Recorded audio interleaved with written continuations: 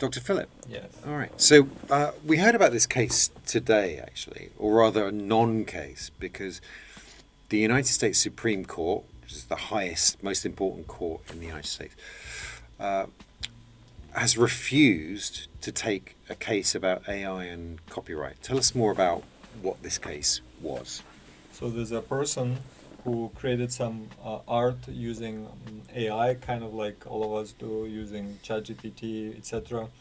And I think he wanted to copyright it, so then you can sell it, you can make money of it.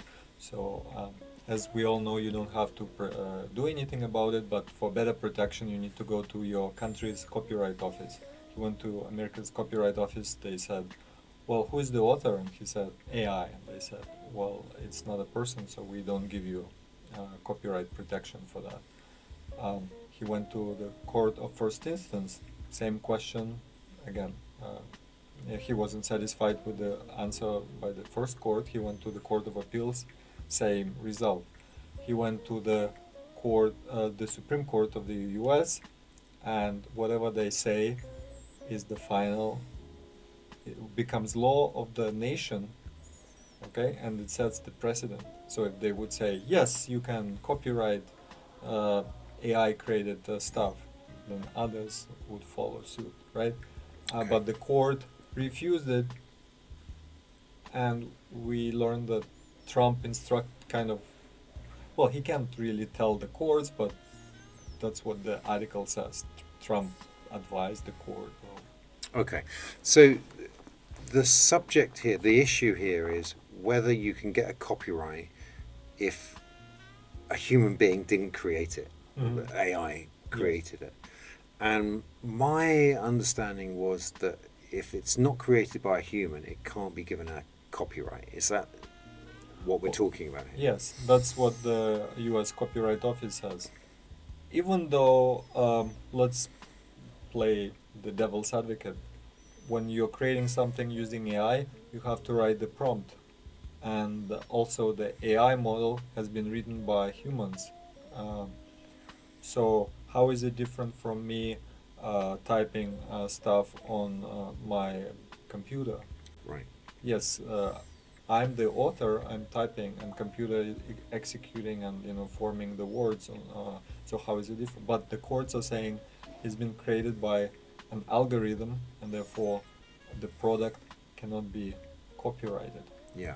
So this is going to be an even bigger issue in the future, right? AI keeps getting better and better.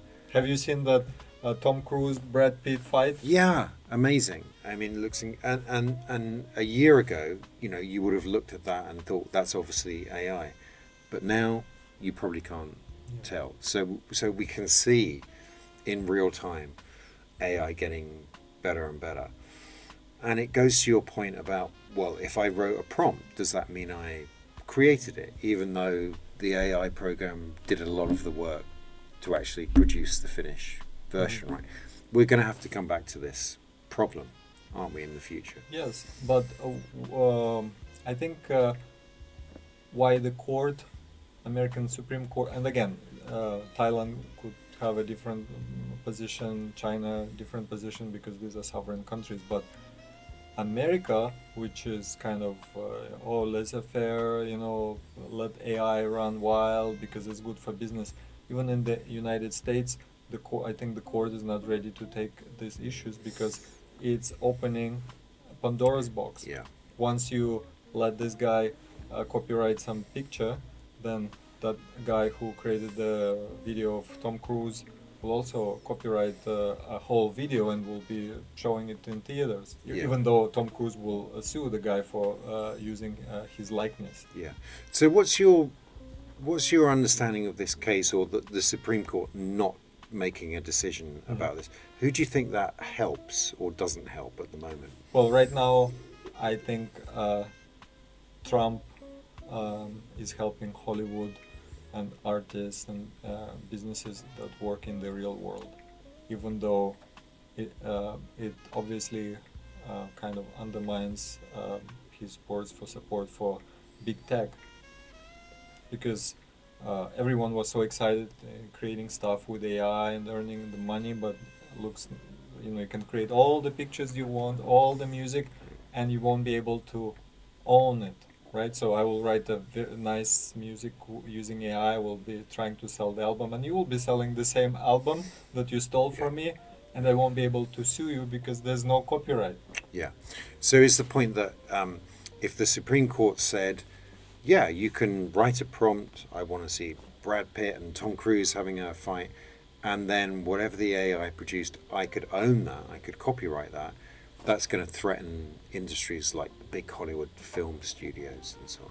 But I was also thinking about this. Years from now, not even years from now, let's say tomorrow Brad Pitt and Tom Cruise die. Their relatives want to continue making money of their likenesses. They sell their rights to their face to some company. The company makes a movie and shows it in theaters. No protection. So I think in the future, United States Supreme Court will have to say yes or no. Yeah. But right now it looks like they're not ready. Yeah, they're going to have to come back to this question.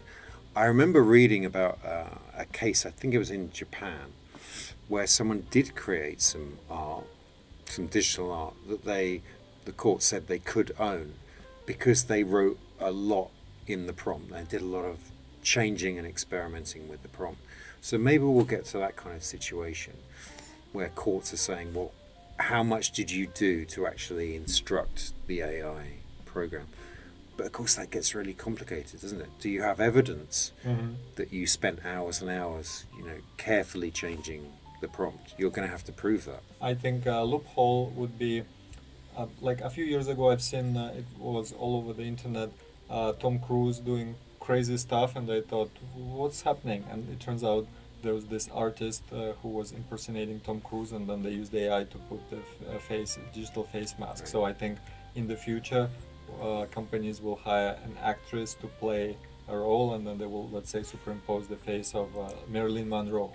Yeah. And then they will say, well, we did some work, it's not just prompt writing, and then if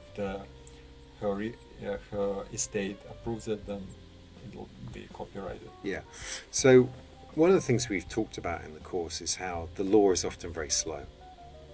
And there can be good reasons for that. You don't want laws to be made very quickly because they could be bad laws, especially in an area like AI, which is changing incredibly quickly. So this is an area where actually we don't have many laws at the moment. But as you say, courts in different countries, they are going to, at some point, they are going to have to make decisions on what AI creates and how we can own it. Because right now they're using old laws, applying them to new situations, and then the people at the patent office are sitting and looking at this word that says author. Yeah. And when this guy said AI is the author, they said no, only humans can be authors. Yeah, that's the weird thought, isn't it? That maybe now, but maybe in a few years, we're going to be thinking about AI or robots. We're going to have to think of them as people in a way.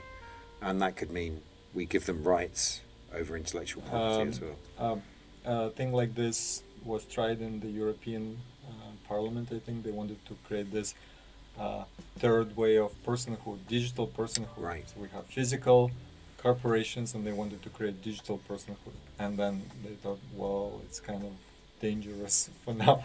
Okay, well, it does sound like science fiction, but we're kind of living in it already, aren't we? Yeah. Yeah, okay.